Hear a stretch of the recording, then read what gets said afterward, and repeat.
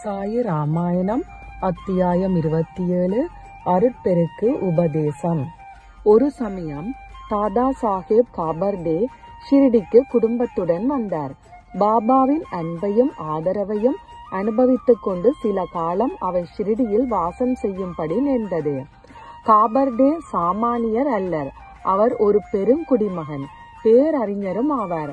ஆனால் சாயியின் சந்நிதியில் பயபக்தியுடன் கைகூப்பி தலைவணங்கி நிற்பார்.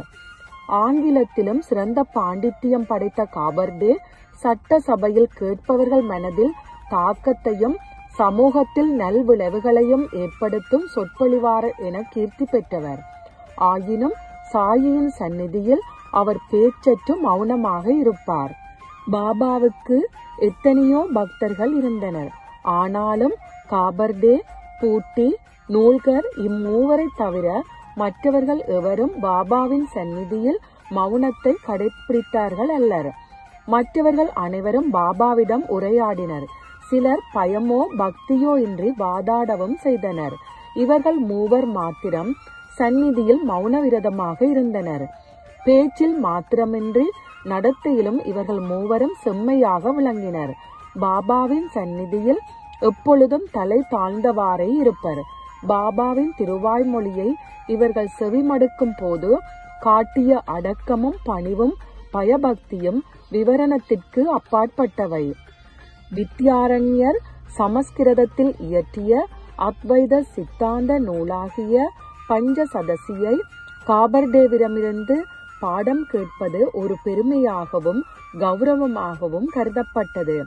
அத்தகைய புலமை வாய்ந்த காபர்டே மசூதிக்கு வந்துவிட்டால் வாயை திறக்க மாட்டார்.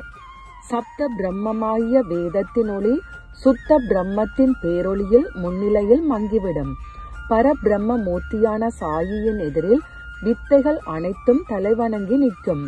ஷிரடியில் காபர்டே 4 மாதங்களும் அவர் மனைவி 7 மாதங்களும் வாசம் செய்தனர்.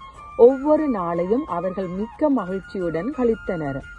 காபர்டேவின் மனைவி சாயி பாதங்களின் மீது அசைக்க முடியாத நம்பிக்கையும் அத்தியந்த பிரேமையும் உடையவராக இருந்தார்.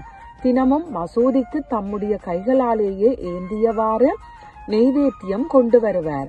இப்பெண்மணி தம்முடைய நெய்வேத்தியத்தை பாபா ஏற்றுக்கொள்ளும் வரை உணவை கையால் தொடமாட்டார். சாயி மகாராஜ் உணவு ஏற்றுக்கொண்ட பிறகே தாம் உண்ணச் செல்வார். இவ்வாறு இருக்கையில் ஒரு நாள் நல்ல காலம் பிறந்தது. பக்தர்களின் பால் தாய் போல் அன்பு காட்டும் சாயி இப்பெண்மணியின் சிரத்தையையும் பக்தியையும் கண்டு மகிழ்ச்சியடைந்து அவருக்கு ஒரு ஒளிமயமான ஆன்மீக மார்க்கம் காட்டினார். ஒவ்வொருவருக்கும் ஒவ்வொரு வழி.